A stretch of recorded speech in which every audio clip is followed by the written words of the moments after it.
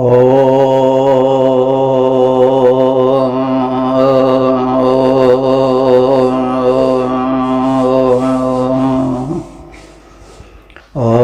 विश्वानिदेव सवितरुद्रतानि परासु यद्भद्रं तन्नयाशुभम्।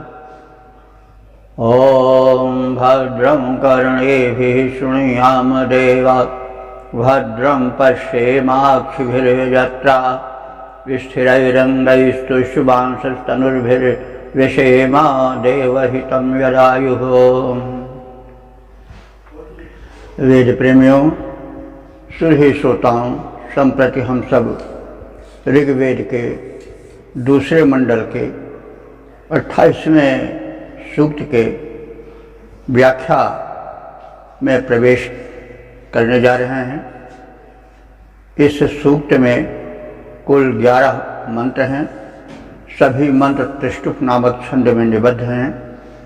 मंत्र दृष्टा ऋषि हैं गृत्समद और देवता हैं वरुण। इस दूसरे मंडल के 28वें सूक्त के प्रथम मंत्र का प्रतिपाद्य है दिव्य तेजधारी आदित्य पुत्र आदित्य वरुण की स्तुति से यश प्राप्ति करें।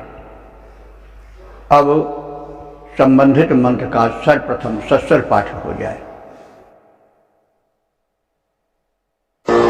इदं कवेरादित्यस्य स्वराजो विश्वादिशान्त्यभ्यस्तबन्धा अतिजा मन्द्रो जजधाजदेवः स्वकीर्तिं भिक्षे वरुणस्य भूरेः।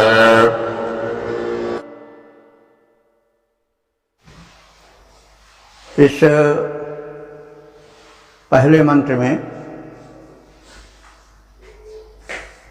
वरुण की स्तुति है। वरुण आदित्य मंडल के प्रमुख देवता हैं। आदित्य के पुत्र आदित्य हैं और पिछले सूक्त में आदित्यों के विषय में पर्याप्त चिंतन हो चुका है। तो इस आदित्य मंडल के तेजस्वी सदस्य हैं वरुण। वरुण का अर्थ होता है वारयति पापान्वा, जो पापों से निवारण करे,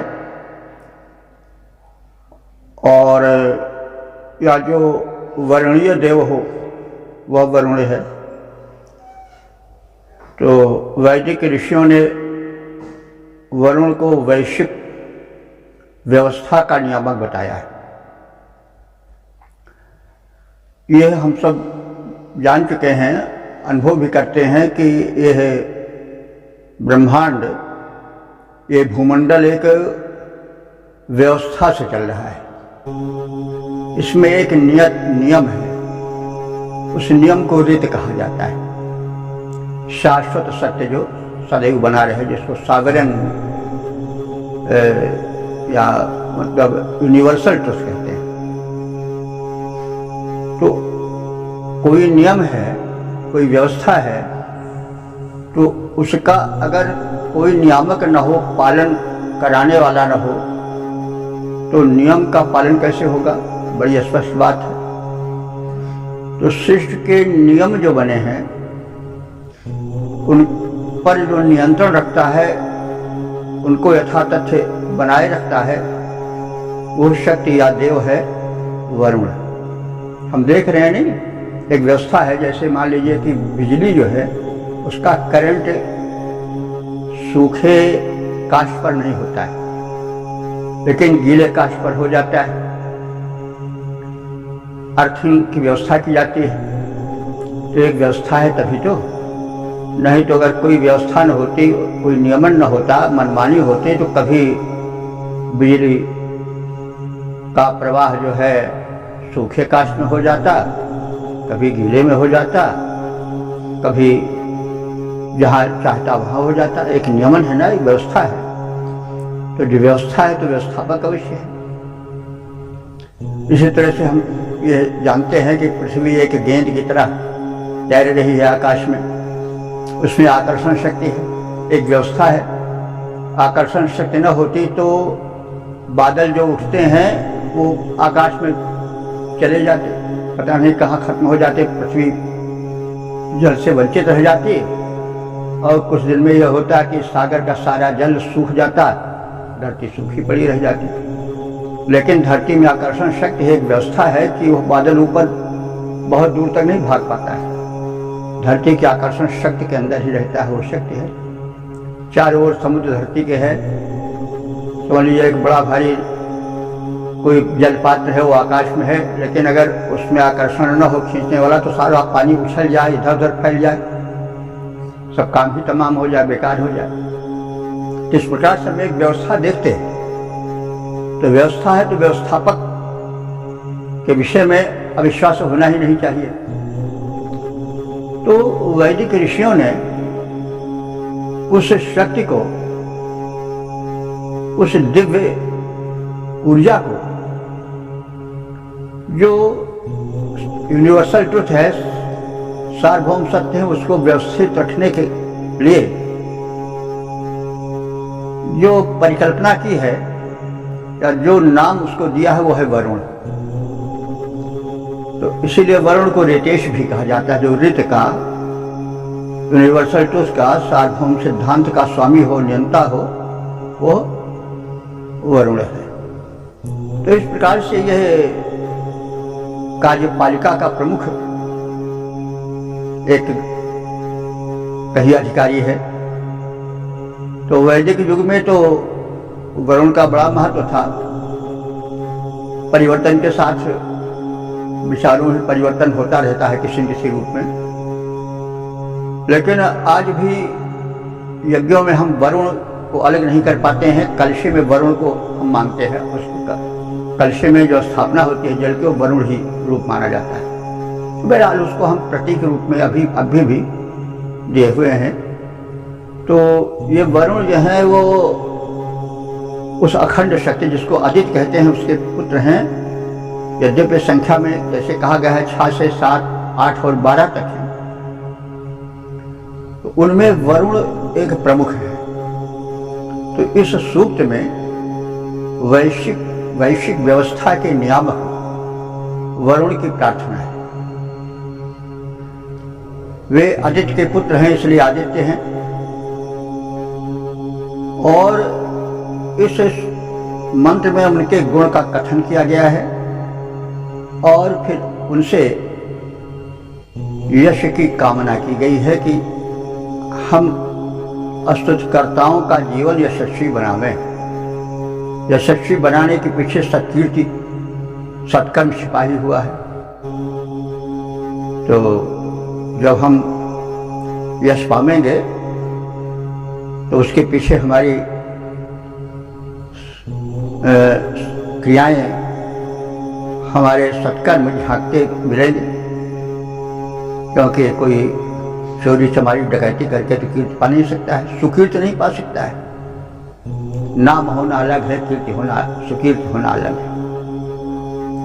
तो इसी परिप्रेक्ष्य में हम मंत्र को देखें। ऋषि कह रहा है कि कवेः स्वराजः आदित्यस्य। कवेः कवि का षष्ठी एक वचन है, तो कवि के, तो कवि जो है वो विशेषण है वरुण का। कवि का तो प्रचलित अर्थ है जो कविता करता है, लेकिन इसका मूल अर्थ है कि कम आनंदम वितरति, यह सह कवि। जो आनंद फैला दे वह कवि है।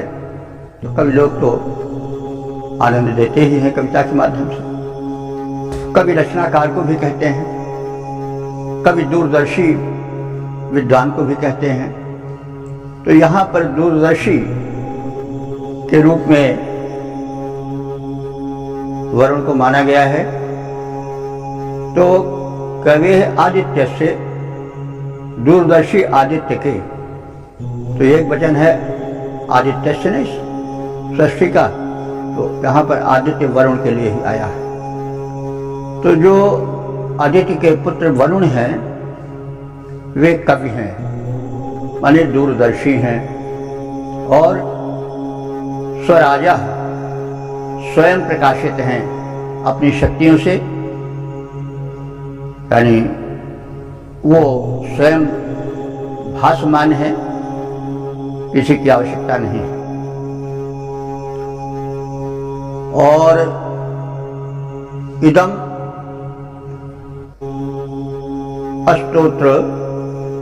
स्तोत्रम, इस स्तोत्र को हम समर्पित करते हैं वरुण देव को। वरुण देव से प्रार्थना है कि वे मन्हा माने महान शक्ति, अपनी महान शक्ति से विश्वानि माने संपूर्ण, संति माने विकार, हमारे भीतर जो संपूर्ण विकार हैं, विकृतियां हैं, बुराइयां हैं, उनको अभियस्तु माने वे दूर कर दें। यह देवा जो दिव्य हैं, प्रकाशित हैं, देव हैं, दाता हैं, यज्ञाय अतिमंद्र, जो यज्ञ कर्ता को सुख प्रदान करते हैं, यज्ञाय यजमानाय, यज्ञ कर्ता यज्ञ कर्तृ, जो यज्ञ कर्ता यजमानी के लिए अतिमंद्र परम सुख प्रदायक हैं, ऐसे वरुण देव कैसे हैं?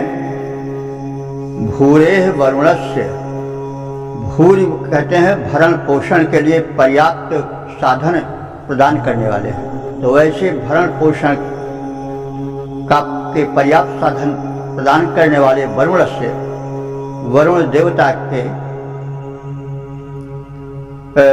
सुकीर्ति भिक्षे, वरुण देवता की सुकीर्ति की मैं याचना करता हूँ, यानी जैसे वही यशस्वी हैं वैसे हमको यशस्वी बनावें। तात्पर्य यह है कि मुझे पर्याप्त यश प्रदान करें। यश प्रदान की प्रार्थना है, वरुण की शक्तियों का कथन है, उनके लिए अष्टसी मंत्रों का समर्पण करने का कथन है। तो इस प्रकार से यह आदित्य यानी आदित्य पुत्र वरुण जो दूरदर्शी हैं और अपनी ही शक्तियों से प्रकाशमान हैं, यह स्तोत्र इन्हीं वरुण देवता को मैं समर्पित करता हूं। यह स्वयं शक्तिमान देव अपनी शक्ति से विनाशक स्थितियों से हमें दूर रखें। शक्तिमान है और वे स्थितियां, परिस्थितियां जो हमारे जीवन में विनाश प्रस्तुत कर सकती हैं, वे सर्वज्ञ हैं, इसलिए उन्हें जान करके हमें उन परिस्थितियों से दूर रखें जिनसे हमारा नुकसान हो सकता है, हमारी हानि हो सकती है। ये वरुण देव याज्ञिकों को, यजमानों को सुख प्रदान करने वाले हैं, उनका भरण पोषण करने वाले हैं। ऐसे वरुण से मैं सुकीर्ति की याचना करता हूं। सुकीर्ति की यश सबसे बड़ा है। कीर्ति यश सजीवति, जिसकी कीर्ति होती है वो मरता नहीं है, वो तो सदैव जीवित रहता है। कीर्ति शरीर अमर होता है। तो ऋषि बड़ा चतुर है, वो चाहता है कि हम अमर रहें, इसलिए वो उनसे सुकीर्ति की याचना करता है। और सुकीर्ति के पीछे सत्कार्य छिपाही है, सत्कार्य झांक रहा है सुकीर्ति के पीछे से। हमें अच्छा यश सभी मिलेगा जब हम अच्छा काम करेंगे। तो ये सब एक दूसरे से जुड़े हुए हैं। तो इस प्रकार से हमने वरुण देव को समर्पित इस मंत्र के संक्षिप्त शब्दार्थ आशय को समझा। अब इसके छंदोबद्ध प्रारूप पर दृष्टि डालें। यह आदित्य दूरदर्शी, यह वरुण आदित्य दूरदर्शी तेजस्वी निज प्रकाश से अर्पित यह स्तोत्र दूर रखें हमको विनाश से। वह वरुण देव जो याजक को सुख देते, वह वरुण देव जो याजक को सुख देते पोषण करते, उनसे सुकीर्ति मैं चाहूं जो खाली झोली भरते। ओम वेद प्रेमियों सुधी श्रोताओं, संप्रति हम सब ऋग्वेद के दूसरे मंडल के 28वें सूक्त के दूसरे मंत्र की व्याख्या में प्रवेश करने जा रहे हैं। इस मंत्र के दृष्टा ऋषि हैं दिसमद, देवता है वरुण और छंद है त्रिष्टुप। प्रतिपाद्य है वरुण से सौभाग्य और तेजोवृद्धि की प्रार्थना। अब संबंधित मंत्र का सर्वप्रथम सस्वर पाठ है।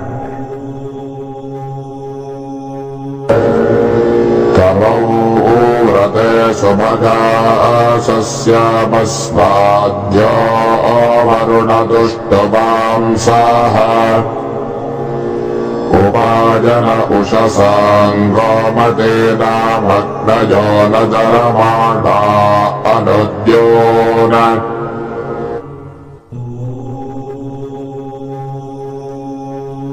इस दूसरे मंत्र में वरुण देव से प्रार्थना की गई है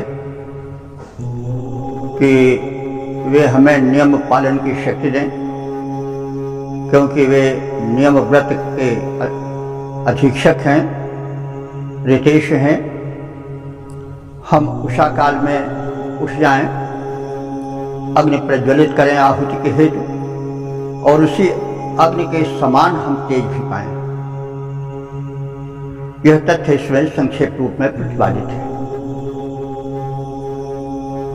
वरुण, हे वरुण देवता, स्वाध्याय, हम उत्तम स्वाध्याय करने वाले बने। स्वाध्याय का अर्थ होता है उत्तम शास्त्रों का, वेदों का, उपनिषदों का और अन्य उत्तम ग्रंथों का अध्ययन। और स्वाध्याय का अर्थ होता है अपना भी अध्ययन। हम दुनिया से पढ़ते पढ़ाते हैं, दुनिया का ज्ञान प्राप्त करते हैं, लेकिन अपने को नहीं पढ़ते, अपने को नहीं जानते। एक बड़ी भारी कमी रह जाती है। इसलिए स्वाध्याय बड़ा आवश्यक है। हम सद्ग्रंथों के अध्ययन से अपने ज्ञान की वृद्धि करते हैं, लेकिन हमें अपना भी अध्ययन करना चाहिए कि हम कहाँ चल रहे हैं, किस ओर हमारे कदम जा रहे हैं। कहीं हमारे कदम बहक तो नहीं रहे हैं, कहीं हम जाने अनजाने प्रमाद में पड़ करके पथभ्रष्ट नहीं हो रहे हैं। क्योंकि जो विरोधी शक्तियां हैं वे अपनी ओर खींचती रहती हैं व्यक्ति को, और ढलान की ओर बड़ी जल्दी झुकाव हो जाता है। चढ़ाई पर तो कदम थक जाते हैं, लेकिन ढलान में कोई दिक्कत नहीं होती, बड़ा तो सरल होता है। वो पतन की ओर जाने में ज़्यादा श्रम नहीं करना पड़ता, उत्थान में श्रम करना पड़ता है। तो इसलिए जीवन को सजाने, संवारने, शक्तिमान बनाने के लिए स्वाध्याय की बड़ी आवश्यकता है। स्वाध्याय का स्वरूप हमने संक्षेप में जान लिया। तो वरुण देवता से यह प्रार्थना की गई है कि वे हमें स्वाध्याय में प्रेरित करें और तुष्यवांशः, और हमें स्तुति कर्म में, प्रार्थना में लगाएं।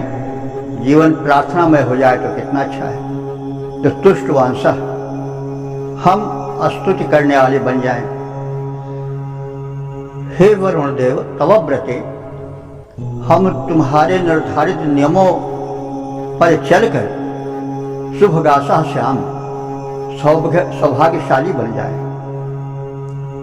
गोमती नाम उषसाम उपायने, और गोमती नाम उषसाम, गोमती उषा के उपायने माने आ जाने पर। तो गोमती उषा से क्या मतलब हुआ? अब यहाँ पर गो का अर्थ किरण लेना होगा। गो के कई अर्थ होते हैं। गो का अर्थ पृथ्वी भी होता है, गो का अर्थ गाय होता है, और गो का अर्थ इंद्रिय भी होता है।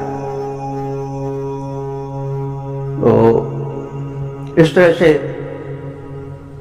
गो के कई अर्थ होते हैं। बिना गो रसम को रसम भोजना नाम, एक किसी कवि ने बड़ा अच्छा इसको गो शब्द का प्रयोग किया है कि बिना गो रसम को रसम भोजना नाम। अगर गोरस नहीं है, यानी गाय के दुग्ध और दही घृतादि से बने हुए या सने हुए भोजन नहीं है, तो बिना गोरसम को रसम भोजना नाम। भोजन का क्या मजा रह जाएगा अगर गोरस नहीं है तो। अब यहाँ गोरस हो गया गाय के, और बिना गोरसम को रसम पंडिता नाम। अब यहाँ गो इंद्रिय का था। बिना गो रसम, गो माने वाणी भी होता है, तो यहाँ वाणी का अर्थ देखें, बिना गो रसम को रसम पंडिता नाम। पंडितों की वाणी में, गो में अगर रस नहीं है, मिठास नहीं है, तो फिर क्या मजा रह गया। उनका उपदेश ऐसा होना चाहिए कि उसमें मिठास हो, आकर्षण हो। तो यहाँ गो माने मतलब वाणी का अर्थ निकला है, बिना गो रसम को रसम पंडिता नाम। तो गो माने वाणी भी होता है, और बिना गो रसम को रसम कामिनी नाम। गो माने इंद्रिय। अगर कामिनी के, युवती के इंद्रियों में रस नहीं है, नेत्रों आदि में कोई ऐसा बांकपन नहीं है, कोई, अब वो कई तरह से हो सकता है, लज्जा भी एक वाकपन है, तमाम बातें हैं, वो तो आप लोग समझें। तो बिना गोरसम को रसम कामिनी नाम। तो इस तरह से गोरस के कई अर्थ होते हैं, गो के कई अर्थ होते हैं। तो यहाँ पर जो गो का अर्थ है वो है किरण से।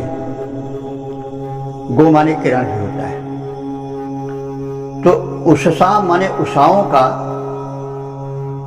जो विशेषण है वो है यहाँ पर गोमती, यानी किरणों वाली उषाएं। यानी जब किरणें कोमल छिटकने लग जाएं, उषा काल आ जाए, तो उस उषा काल के उपायने माने आ जाने पर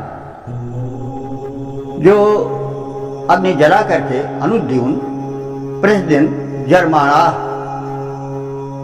हम लोग स्तुति में संलग्न हो जाते हैं और अग्नि को प्रज्वलित कर देते हैं हवन अग्नि कार्य आदि के लिए। तो न माने समान, उसी के समान हम तेजस्वी भी हो जाएं। तो अनुद्यून जरमाना, प्रतिदिन प्रार्थना करते हुए, उपासना करते हुए, अग्नि क्रिया को संपन्न करते हुए, उस उषाकालीन अग्नि की ज्वाला के सदृश हम तेजस्वी और प्रिय बन जाएं। तो हे वरुण देव, स्वाध्याय और स्तुतिरत हम तुम्हारे अनुशासन में रहते हुए, व्रत का पालन करते हुए सौभाग्यशाली जीवन बिताएं। किरणों से युक्त उषाओं के आगमन काल में हम अग्नि क्रिया आहुति आदि के हेतु करते हुए उसी अग्नि के समान प्रिय और तेजस्वी बन जाएं। तो पद रूपांतरण है, हे वरुण देवता स्वाध्याय स्तुति में रत हो जाएं हम सब। हे वरुण देवता स्वाध्याय स्तुति में रत हो जाएं, तेरे अनुशासन में रह सौभाग्य परम हम पाएं। किरण माल युक्त उषा काल में स्तुतिरत हो जाएं, अग्नि समान बने तेजस्वी, ओज तेज हम पाए। ओम वेद प्रेमियों सुधी श्रोताओं, संप्रति हम सब ऋग्वेद के दूसरे मंडल के 28वें सूक्त के तीसरे मंत्र की व्याख्या में प्रवेश करने जा रहे हैं। मंत्र दृष्टा समझ हैं, देवता वरुण हैं, छंद त्रिष्टुप है। प्रतिपाद्य है सुखद आश्रय प्राप्ति की वरुण से प्रार्थना। अब संबंधित मंत्र का सस्वर पाठ हो गया है। तमस्याम पुरवेदस्य शर्मन्नरुशंसस्य वरुण प्रणेतः योजन्नः पुत्रा अदितेरदब्धा अभिक्षमध्वयुज्याय देवाः।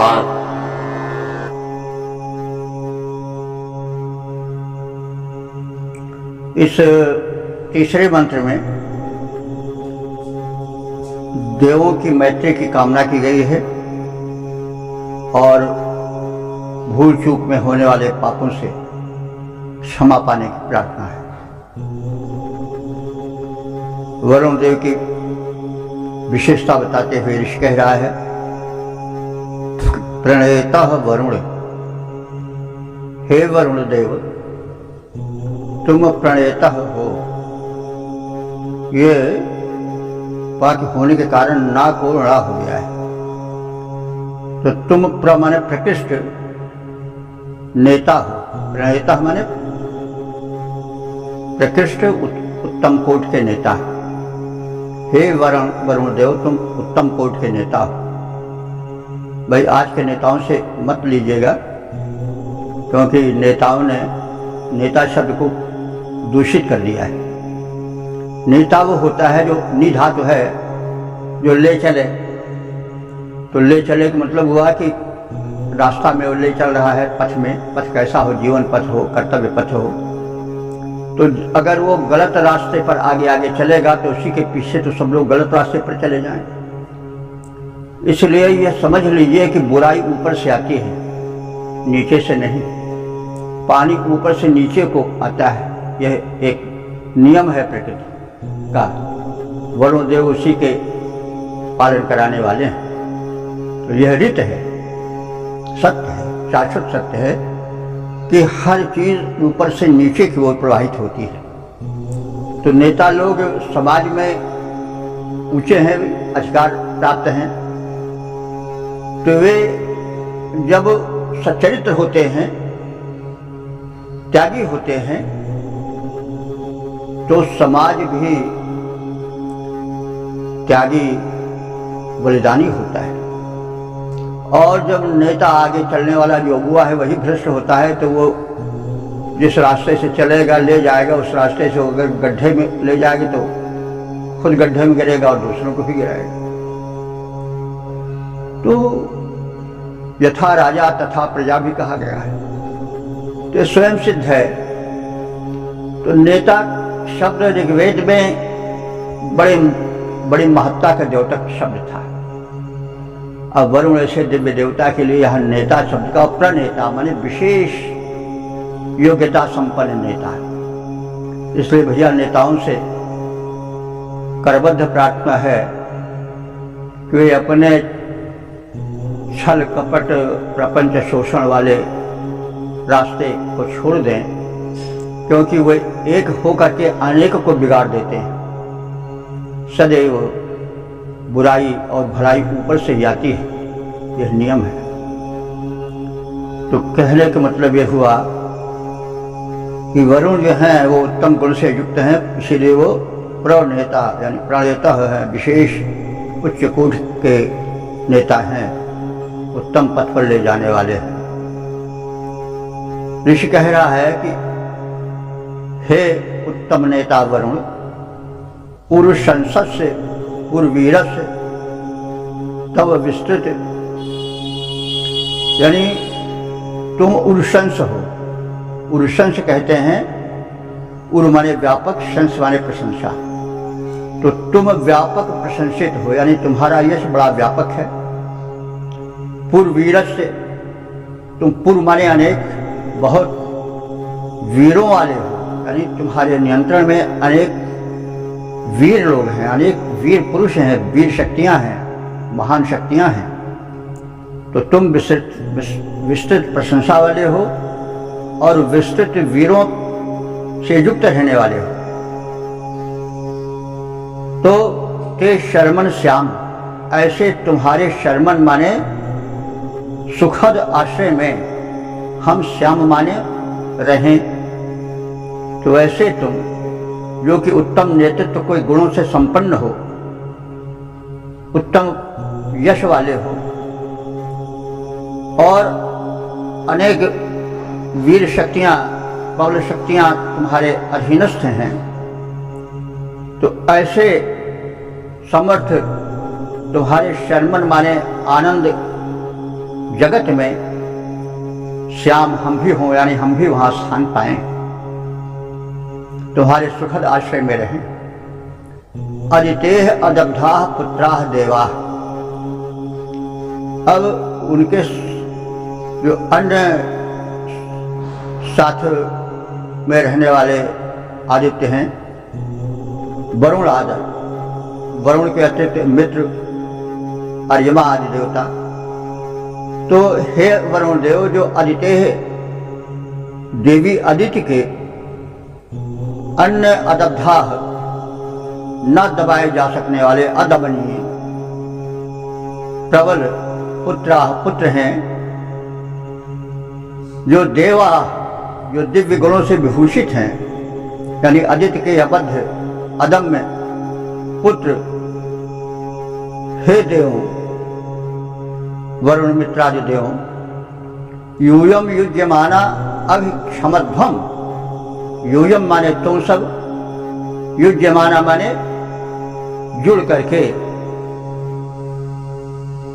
हम सबका कल्याण करो, और तुम्हारी मित्रता के हम इच्छुक हैं। क्षमध्वम, और हमारे अपराधों को भी क्षमा करो, क्योंकि मनुष्य जो है वो त्रुटियों की खान है, मनुष्य से भूल चूक हो ही जाती है। टूयर इज ह्यूमन। बुरा वहां है जहां आदमी बुराई पर कमर कस लेता है। भूल चूक हो जाना कोई बहुत बड़ी बात नहीं है, क्योंकि मनुष्य में तमाम दुर्बलताएं भी हैं, परिस्थितियां भी हैं, लेकिन बुरा वो है जब व्यक्ति कमर कस लेता है बुराई करने का। तो इसी बात को प्रकट किया जा रहा है कि हे वरुण देव और हे अन्य अदिति के पुत्रों, मित्रादि देवगणों,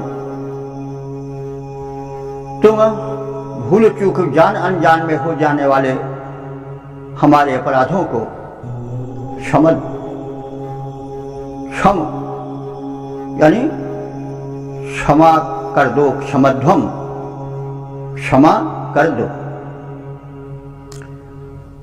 और हम सब तुमसे जुड़ने के इच्छुक हैं, तुम्हारी मैत्री के इच्छुक हैं। यूयम युज्याना, तुम सबसे हम युज्यान हैं, यानी जुड़ जाने के इच्छुक हैं, तुम्हारे अनुचर बनने के हम सब अभिलाषी हैं।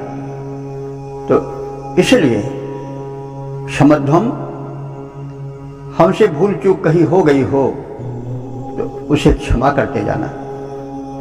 तो हे उत्तम जननायक वरुण देव, तुम अब बहुत प्रशंसित हो अपने कृत्यों और यशों और शक्तियों के कारण। तुम्हारे आश्रय में बहुत से वीर रहते हैं, शक्तिशाली प्रभावशाली व्यक्तित्व वाले जन हैं। हम भी तुम्हारा सुखद आश्रय चाहते हैं, उन्हें हम प्राप्त करें। हे अदिति के अवध्य पुत्रों, अदम्य पुत्रों, मित्र आदि अन्य आदित्य मंडल के सदस्यों, हम तुम सबकी मित्रता के इच्छुक हैं। हमारे जान अनजान में हो जाने वाले अपराधों को तुम सब क्षमा करो, हम तुमसे जुड़े रहें, यह प्रार्थना है। पद रूपांतरण है, वीर वरों के आश्रयदाता तुम जननायक कहलाते हो। हे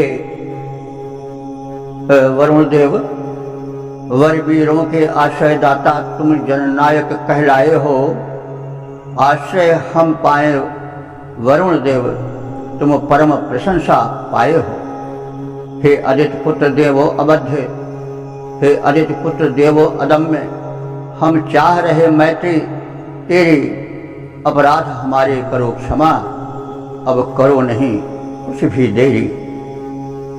ओम वेद प्रेमों सुधी श्रोताओं, संप्रति हम सब ऋग्वेद के द्वितीय मंडल के 28वें सूक्त के चौथे मंत्र की व्याख्या में प्रवेश करने जा रहे हैं। मंत्र दृष्टा ऋषि दृश्यमत, देवता वरुण और छंद त्रिष्टुप। प्रतिपाद्य है नदियों में जल प्रवाह प्रेरक वरुण देव। अब संबंधित मंत्र का सर्वप्रथम पाठ हो गया।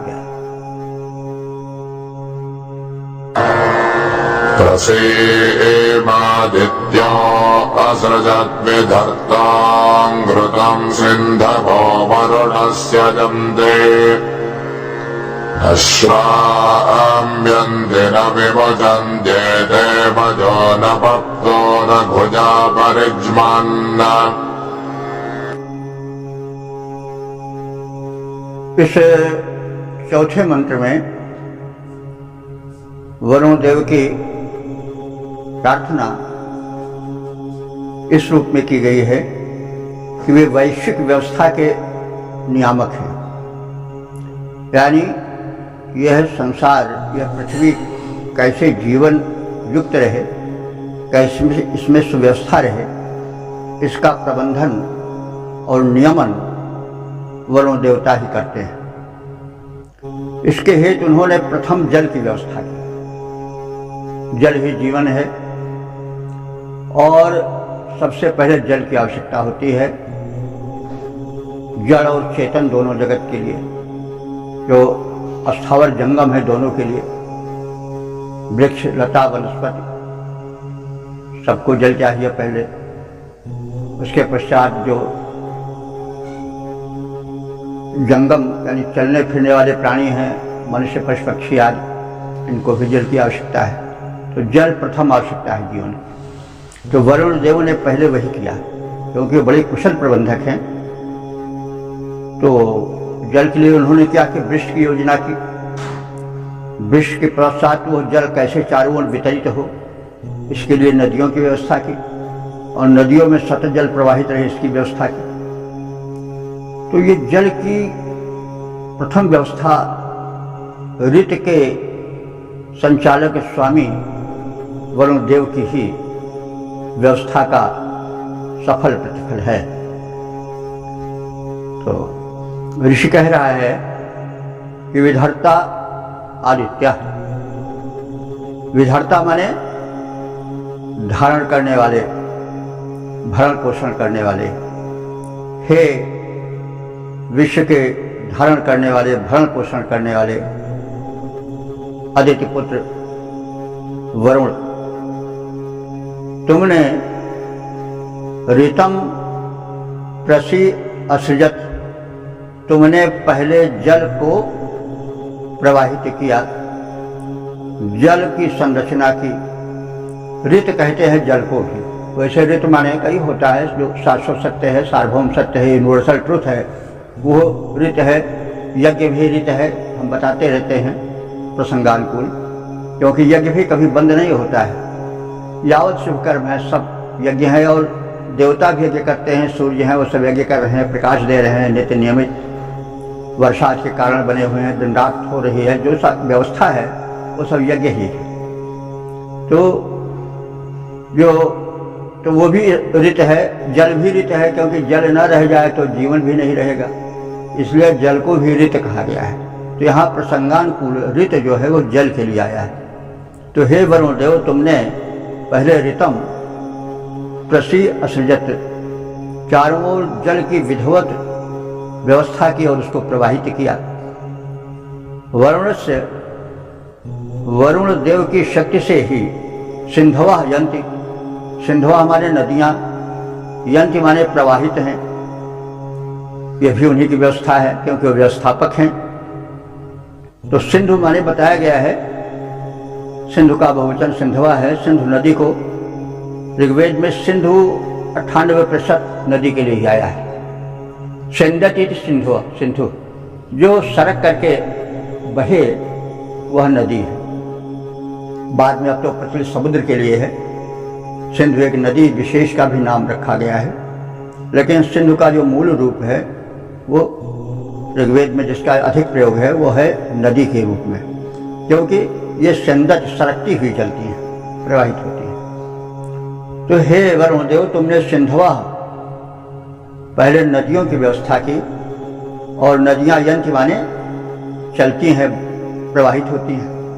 वे नहीं कि एक जगह रुके रहें, एक जगह रुके रहें तो जल वहीं पर रुका रहेगा, इसलिए उसके बहने की भी व्यवस्था हे वरुण देव आपने की। कोई शक्ति तो है ही है, शक्ति है वो व्यवस्था करती है सुव्यवस्थित, सुनियोजित।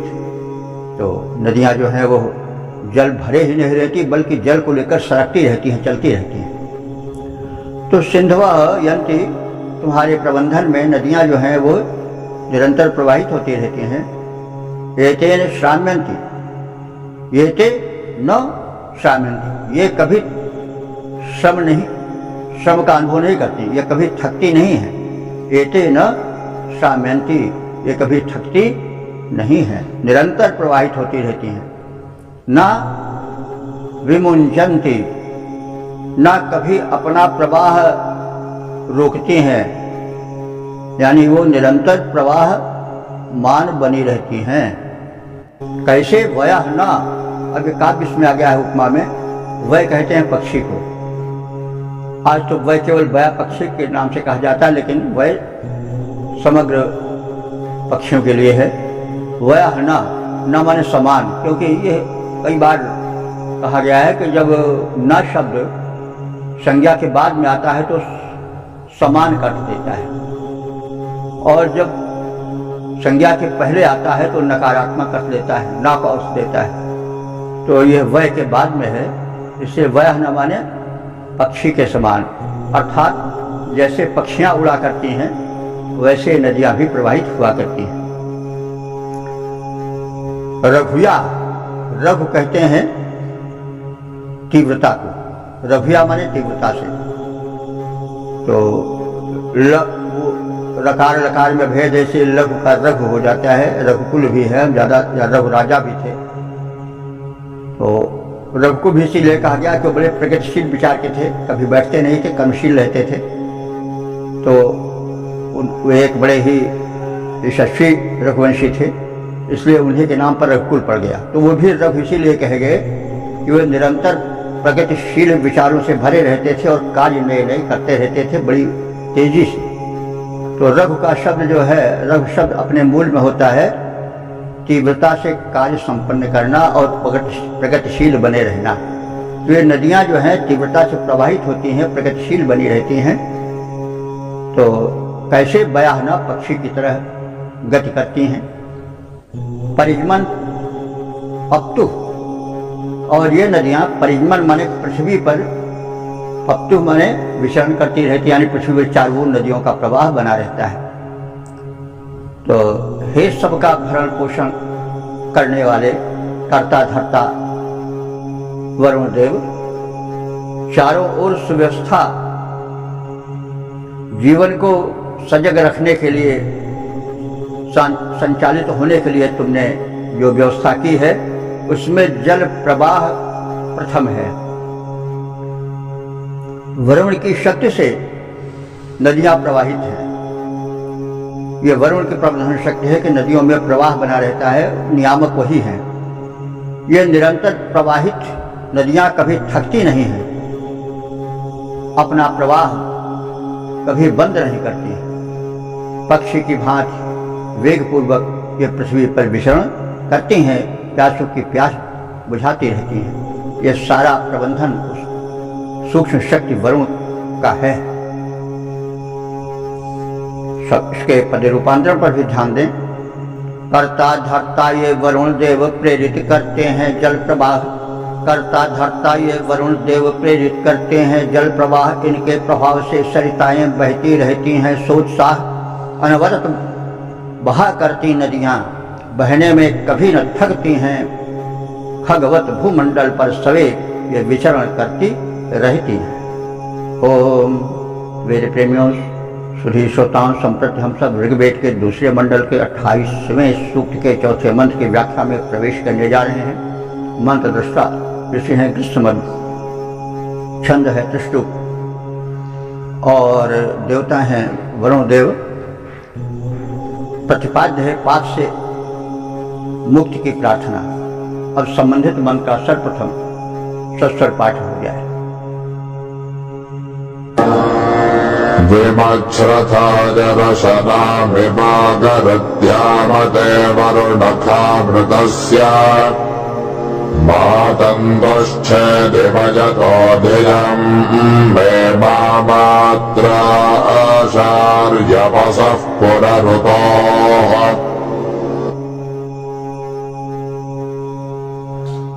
यह पांचवा मंत्र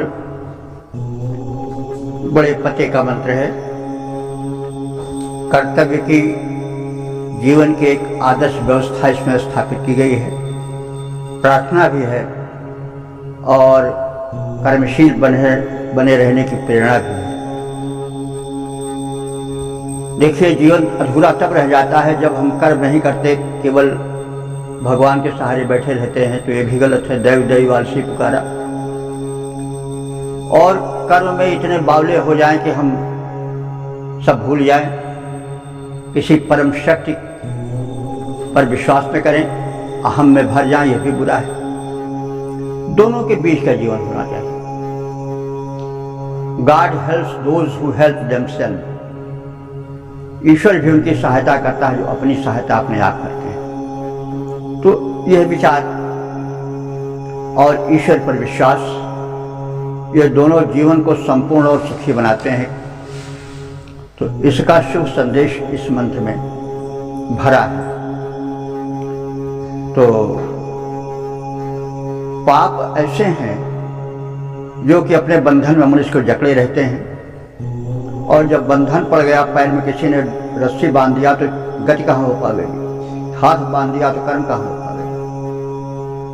तो मनुष्य पापों से बंधा हुआ है।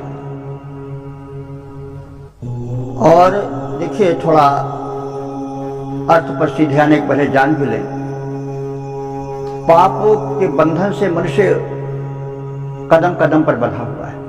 पाप क्या है? पाप केवल यही नहीं है कि हम किसी को मार डालें, किसी की चोरी कर लें, किसी को सताएं, यही पाप नहीं है। पाप बड़ा विस्तृत है। जैसे हमारी लोलुप जिह्वा स्वाद के पीछे न जाने क्या क्या खा जाती है, खाद्य सब,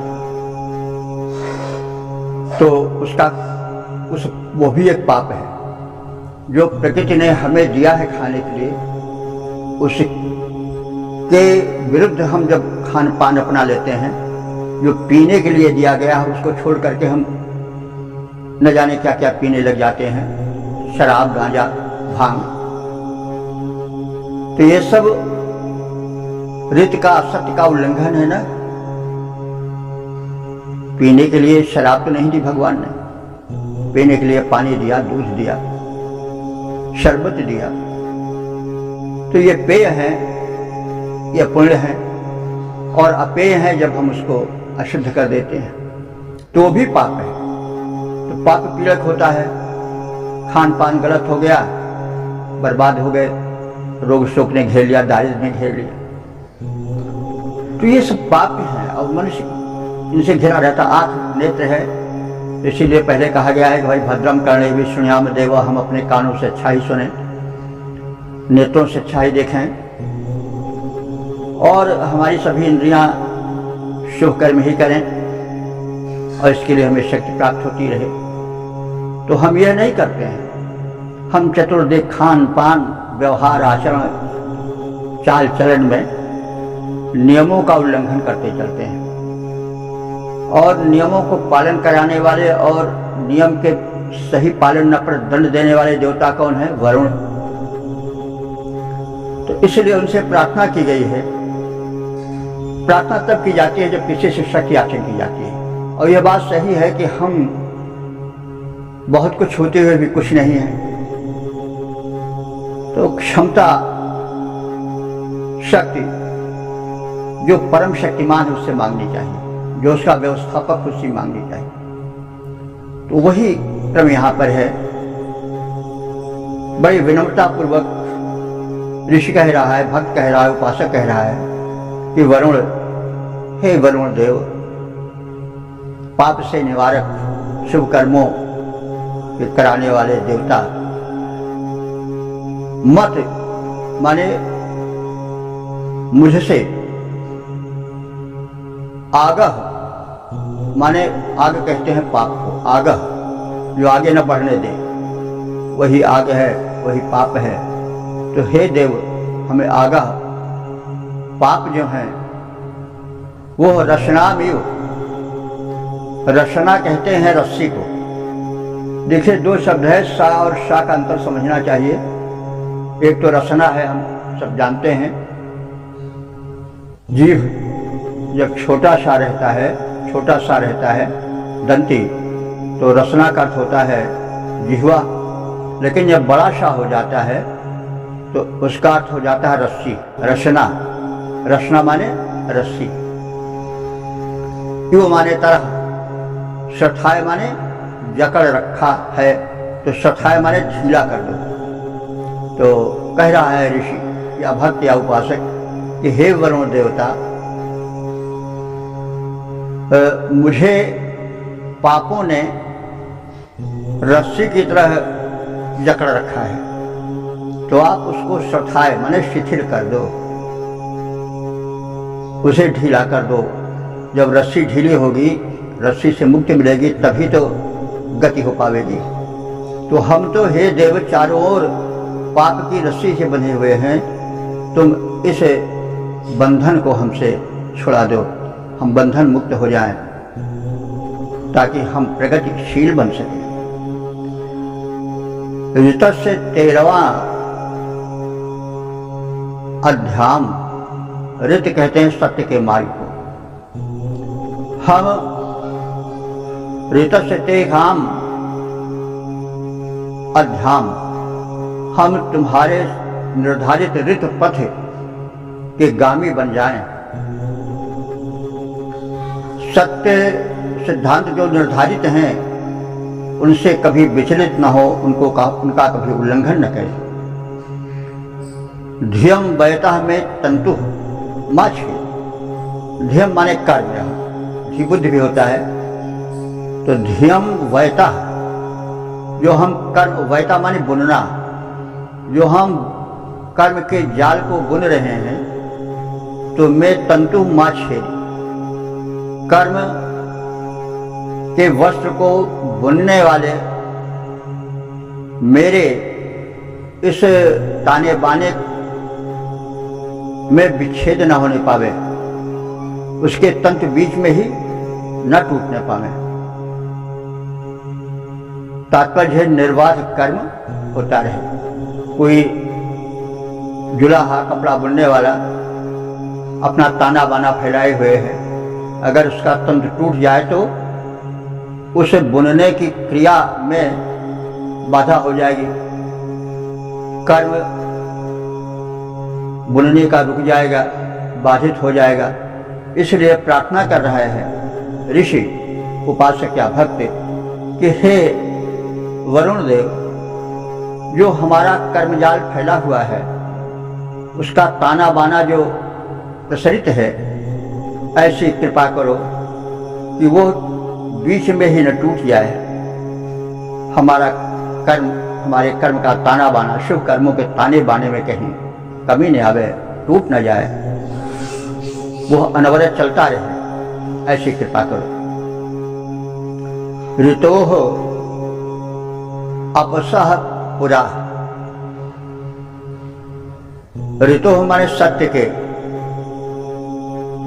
मार्ग पर चलने वाले, मेरे कर्मों से पूर्व ही, ऋतोः अपसः पुरा, सत्य पथ पर चलने वाले मुझ राही के अपने गंतव्य तक पहुंचने के पूरा माने पहले ही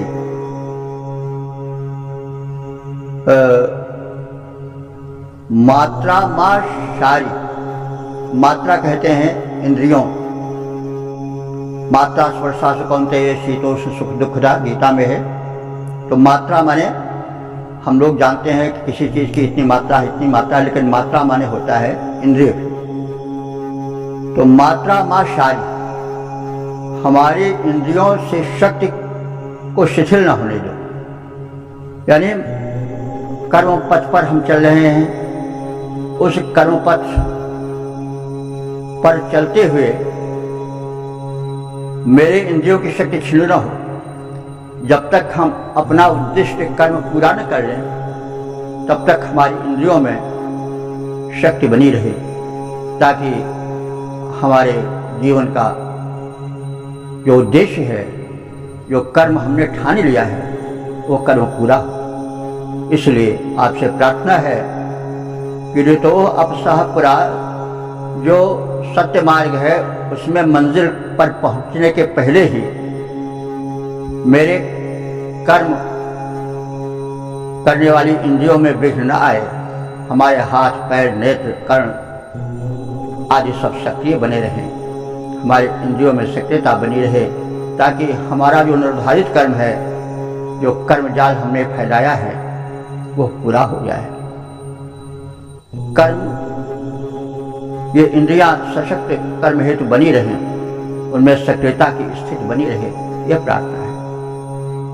इंद्रियों में शैथिल्य ना आने पावे, ताकि हम अपने छिड़े हुए कर्म जाल को पूरा कर सकें, अपने मंजिल तक पहुंच सकें।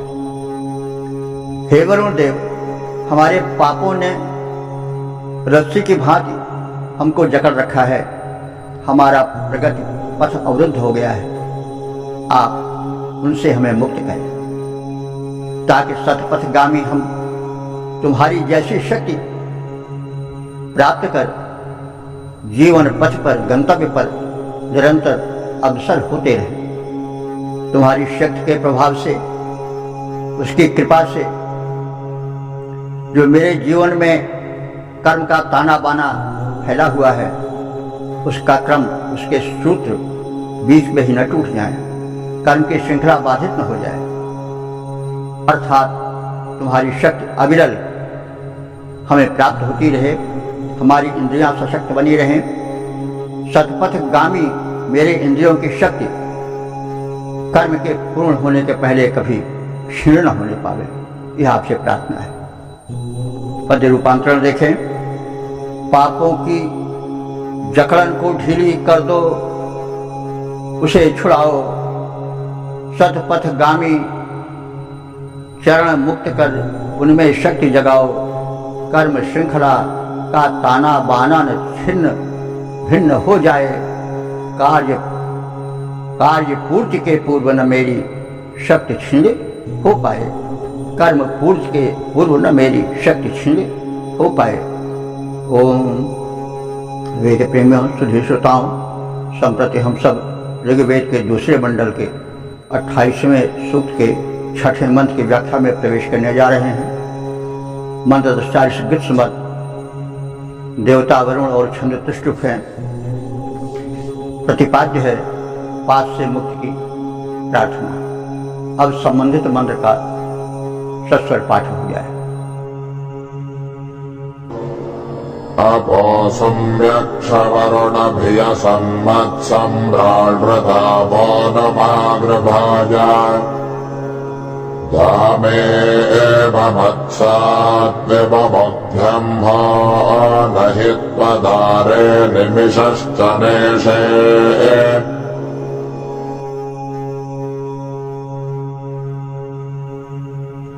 इस छठे मंत्र में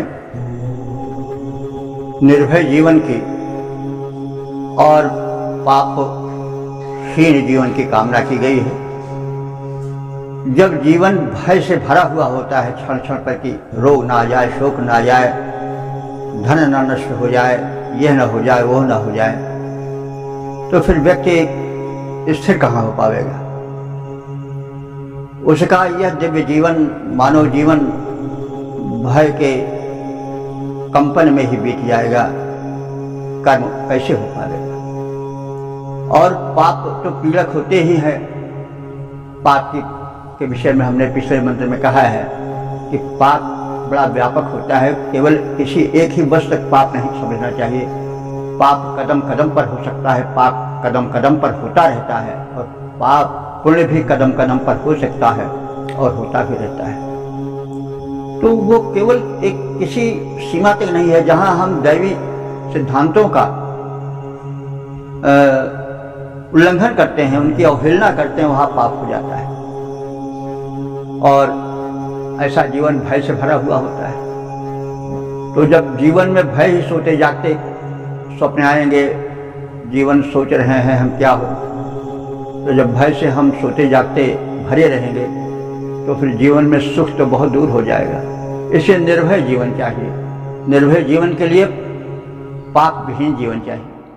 क्योंकि पाप क्या है? चोरी चमारी, बेचारी, बुरी आदत और तरह तरह के जो हैं भय हैं, वे जब बने रहेंगे तो फिर उसी भय में ही जिंदगी की सांसें गुजर जाएंगी, कर्म हो ही नहीं पाएगा। इसलिए उस परम शक्तिमान से जो नियमों का पालन करता कराता है, तदर्थ शक्ति देता है, उससे प्रार्थना बड़ी आवश्यक हो जाती है। क्योंकि मनुष्य सब कुछ होते हुए भी है अंत में निर्बल ही, न उसके हाथ में जन्म है, न उसके हाथ में मरण है।